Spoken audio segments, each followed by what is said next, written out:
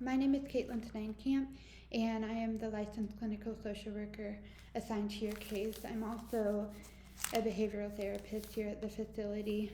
I understand that you are here to seek counseling for anxiety and depression, so I wanted to take a moment to kind of go over what our sessions will look like. If you have any questions at all, any questions or concerns or anything of that nature, please feel free to stop me and let me know. We will plan to meet once a week for 3 months. At the end of each month, so the last session of each month, there will be a brief questionnaire to kind of go over your progress through the program, kind of see where you're at. And then on the last session of the last month, there will be a brief questionnaire as well, but it will determine whether we will move into further counseling or if we'll move into termination of services, and just kind of evaluate your progress that way. Each session will last about 45 to 50 minutes. I also wanted to go over our company's policy and procedures regarding confidentiality.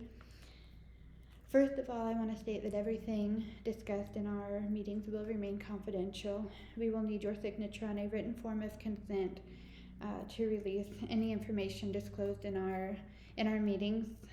All paperwork, files, whether they be electronic or paper, will also be handled with confidentiality as well. There are a few exceptions in our policy to this disclosure of information that I need to make you aware of.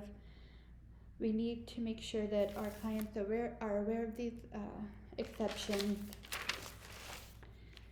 And these policies are mandated actually by the state, just to help keep people safe and help prevent harm and injury.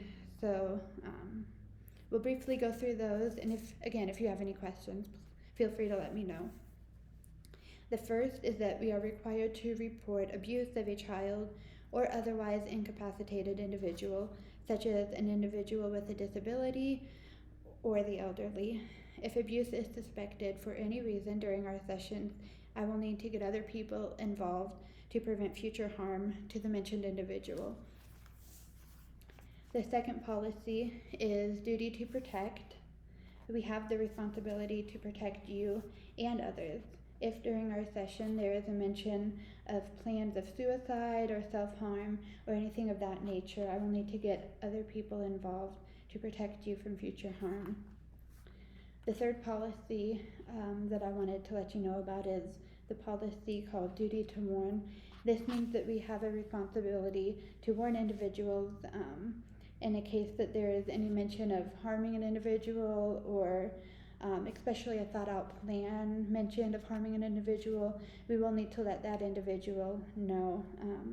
So during our sessions, if there is any mention of or thought-out plan to harm another individual, I will need to get other people involved, and I will also need to warn the individual to protect them from future harm or injury. Again, this is all just to keep others safe and prevent any future harm or injury from happening.